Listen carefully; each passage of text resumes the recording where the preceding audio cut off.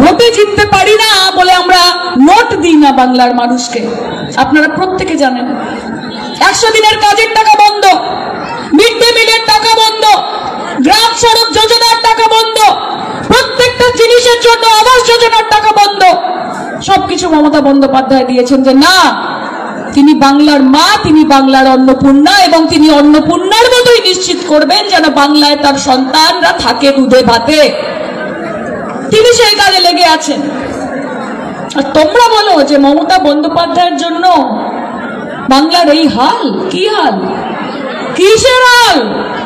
আমার মায়েরা এখানে দাঁড়িয়ে আছে, আমার মায়েরা বলো তো, একটা সময় ছিল যখন মায়েরা গিয়ে দাদাদেরকে বলতো যে ওগো 100টা টাকা দেবে, একটুখানি মাছ কিনে খাবো। দাদা বলতে পারবো না। কেউ দাদা গিয়ে বলতো যে ওগো 100টা টাকা দেবে, ছোট ছোট বাচ্চারা আছে, একটুখানি মিষ্টি কিনে খাবো, আইসক্রিম কিনে খাবো।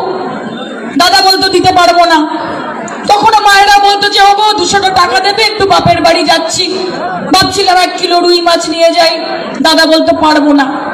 মমতা দি দেখলেন মহিলাদেরকে স্বমহিমায় নিয়ে আসতে হবে, মহিলাদেরকে হাতে টাকা দিতে হবে, মহিলাদেরকে স্বাবলম্বী করতে হবে।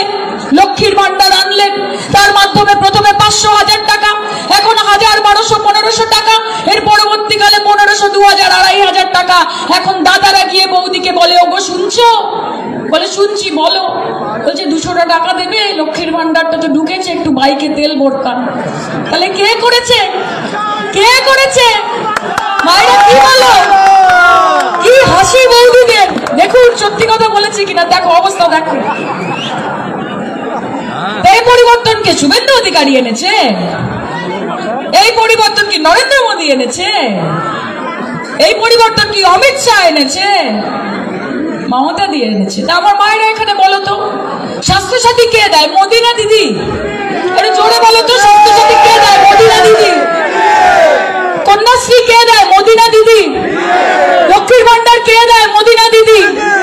কিষাণ ক্রেডিট কার্ড কে দেয়, মোদী না দিদি? স্টুডেন্টস ক্রেডিট কার্ড কে দেয়, মোদী না দিদি? বার্ধক্য ভাতা কে দেয়, মোদী না দিদি? বিধবা ভাতা কে দেয়, মোদী না দিদি? বলে জোর গলায় বলে ভোটটা কাকে দেবো, মোদী না দিদি? যে পাশে থাকবে, যে কাজ করবে, আমার ভোট তাকে। এখন আবার বলছে যে সামনে তো ইলেকশন আসছে, এখন আবার ডেলি প্যাসেঞ্জারি শুরু হবে ইলেকশনের আগে। ইলেকশনের আগে কি? কানে কানে শুধু একবার বলো তুমি যে আমার। কে বলছে? বিজেপি বলছে, বাংলার মানুষকে বলছে তো। বলছে ভালোবাসি ভালোবাসি।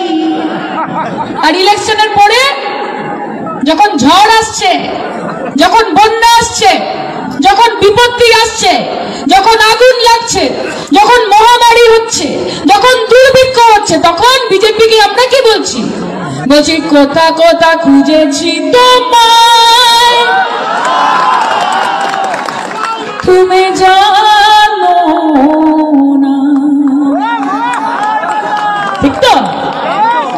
এদেরকে ভোট দিয়ে নিজেদের ভোটটা নষ্ট করবো।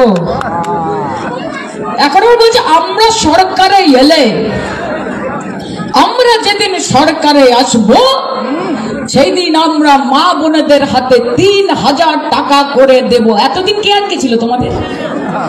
দিল্লি থেকে আটকে ছিল, মহারাষ্ট্র থেকে আটকে ছিল, উত্তরপ্রদেশে বিজেপি সরকার মা বোনেদের 1 পয়সা হাতে দিয়েছ, মধ্যপ্রদেশ বিজেপি সরকার মা বোনেদের 1 পয়সা হাতে দিয়েছ।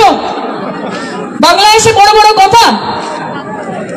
সিপিএম মমতা বন্দ্যোপাধ্যায় তো লক্ষ্মীর ভান্ডার দিয়ে ভোট কেনার চেষ্টা করছে। আরে বাবা, তোমরা 34 বছর সরকারে ছিলে, এখানে আমার মায়েরা রয়েছে, ঠাকুমারা রয়েছে, দিদিমারা রয়েছে।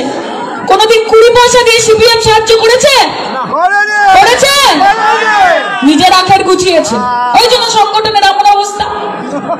34 বছরের দোর্দণ্ড প্রতাপ সিপিএম এর তাবড় তাবড় নেতা, তাদের নেতৃত্বকে মমতা বন্দ্যোপাধ্যায় এমন অবস্থা করেছে যে এখন সিপিএম এর লাল কাপড় ঝান্ডায় কম আর বিরিয়ানির হাড়িতে বেশি দেখা যায়। বড় বড় কথা, মাথা গরম হয়ে যায় আমার, বিশ্বাস করো।